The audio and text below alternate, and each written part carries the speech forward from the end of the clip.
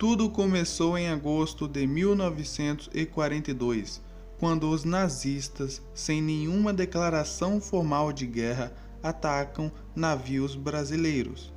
Assim, o Brasil entra definitivamente na guerra, depois de um grande período de neutralidade.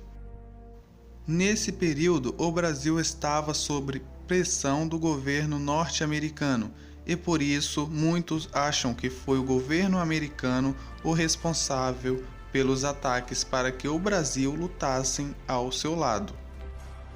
O Brasil mantinha um jogo duplo, apoiava tanto o eixo formado por Alemanha, Itália e Japão, quanto os aliados que eram formados por Inglaterra, França, Rússia e Estados Unidos. Até 1937, o Brasil mantinha relações cordiais com a Alemanha, mas a situação mudaria em 1942, quando o Brasil rompeu relações diplomáticas com o eixo. Os Estados Unidos tinham bastante interesse em território brasileiro, principalmente no Nordeste. Este interesse levou Getúlio Vargas e o presidente americano a construírem acordos para que o Brasil cedesse o território para a base americana e enviasse soldados brasileiros para a guerra. O Brasil teve a participação da FEB, Força Expedicionária Brasileira, FAB, Força Aérea Brasileira e a Marinha do Brasil. A FEB se incorporou ao exército americano e foi treinada por eles na Itália. O contingente da FEB era formado por 25.000 homens para atuar exclusivamente na guerra. Destes, 450 soldados morreram e 3.000 soldados ficaram feridos no decorrer da campanha do Brasil. Também recém-criada Força Aérea Brasileira, FAB, participou do conflito.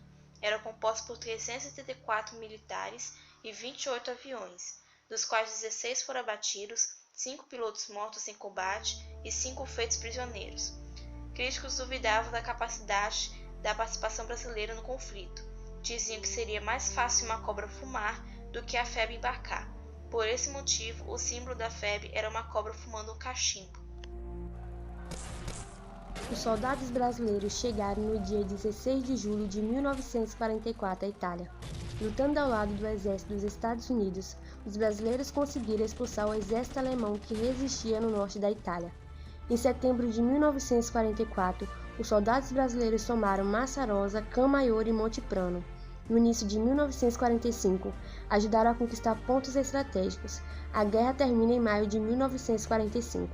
Os corpos dos soldados mortos durante o conflito permaneceram no cemitério de Pistoia, na Itália, até 1960. Em outubro daquele ano, os restos mortais foram transferidos para o Monumento Nacional dos Mortos na Segunda Guerra Mundial, localizado no Rio de Janeiro. Após a assinatura de rendição alemã, a FEB começou a ser desmobilizada logo na Itália.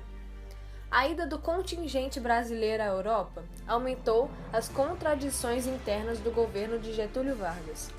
Afinal, os brasileiros foram lutar contra uma ditadura, mas viviam sob um regime antidemocrático.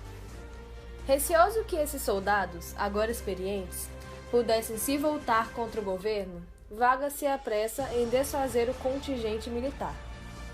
As gerações posteriores iriam ridicularizar o esforço dos soldados brasileiros, afirmando que foram lutar num lugar sem importância e já esquecido pelo exército alemão.